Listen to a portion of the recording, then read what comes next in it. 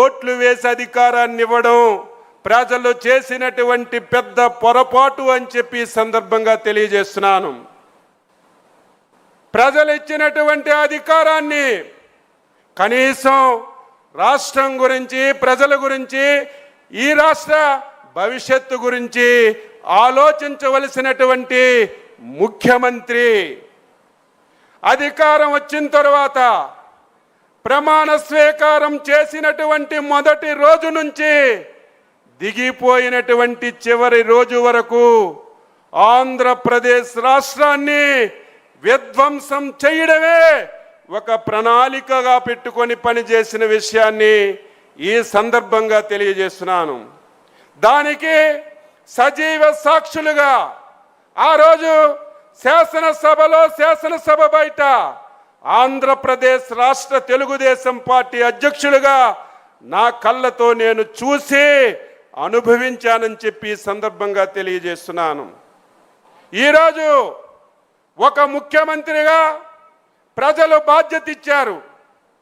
బాధ్యత ఇస్తే జరిగిన విషయాలు పక్కన పెట్టి ఒళ్ళు దగ్గర పట్టుకొని ప్రజాస్వామ్యాన్ని గౌరవించి పని చేయవలసినటువంటి బాధ్యత ముఖ్యమంత్రిపై ఉంటుంది. కానీ ఆయన ఎందుకో నాకు తెలియదు, తండ్రి రాజశేఖర్ రెడ్డి నుంచి నేటి జగన్మోహన్ రెడ్డి వరకు ఆంధ్రప్రదేశ్ ప్రజలంటే అంత కోపము, ద్వేషము ఎందుకో తెలియదని చెప్పి తెలియజేస్తున్నాను.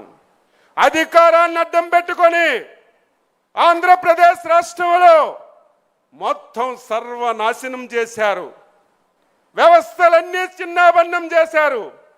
ఆర్థికంగా చిన్నాభిన్నం చేశారు. ఈ రాష్ట్రంలో ఎంతోమంది ప్రభుత్వాలు పరిపాలన చేశారు. ఎంతోమంది ముఖ్యమంత్రిగా బాధ్యతలు తీసుకున్నారు. కానీ ఒక దుర్మార్గుడు ఒకే ఆశతో అధికారాన్ని చేపట్టాడు.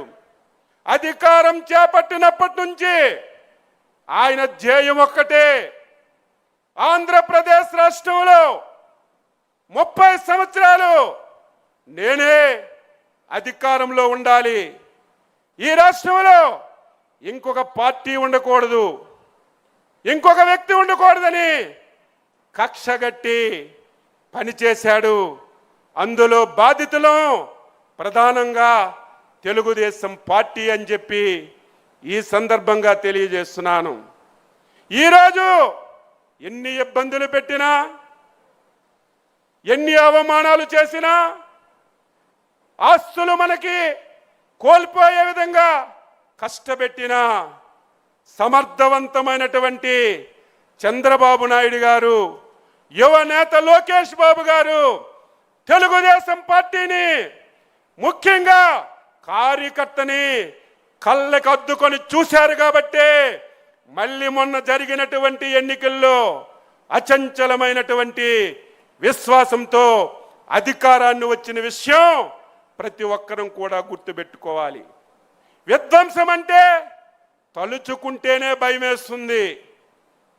మొట్టమొదట చంద్రబాబు నాయుడు గారు ఇంటి పక్కన కళావేదిక, శాసనసభలో ఉన్నాం, అందరము సమావేశమయ్యాం, టీవీలో వార్త చూశాం, కళావేదికని జగన్మోహన్ రెడ్డి కూల్చేస్తున్నాడని చూసిన తర్వాత బాధ, ఆవేదన కలిగింది.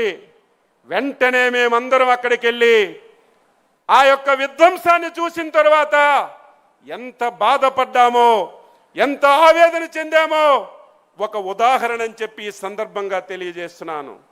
ఆ రోజు నుంచి రాష్ట్రంలో మొత్తం వ్యవస్థలన్నింటినీ చిన్నాభిన్నం చేశారు, ఆర్థికంగా నష్టం చేశారు.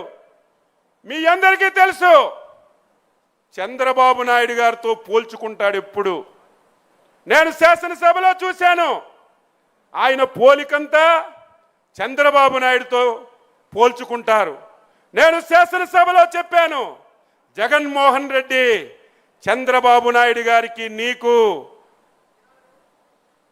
వ్యత్యాసం ఎంతుందంటే ఈరోజు ఎవ్వరం కూడా చెప్పలేనంత వ్యత్యాసం. అసలు పోల్చుకోవడానికే నీకు అర్హత లేదు.